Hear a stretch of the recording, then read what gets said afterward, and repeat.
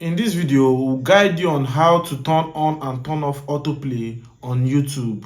If you find this video helpful, don't forget to like and subscribe. Let's go. Here we are on YouTube, and if you don't want videos to autoplay in YouTube, I'm going to guide you on how to turn it off. But firstly, there are two ways in which the autoplay happens on YouTube. It's either in the feeds or after every video you watch. Now, I'm going to guide you on how to turn it off.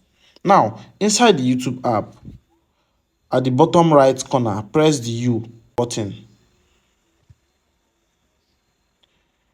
When it opens, at the top right corner, you see the gear icon.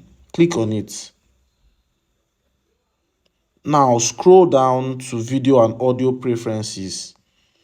Then you click on playback. When the playback menu opens, you see the autoplay next video and you see the toggle next to it. You can toggle it on or off if you want to stop the autoplay on YouTube. So in this video, I'll toggle it off. Then you look for playback in feeds. Here is it.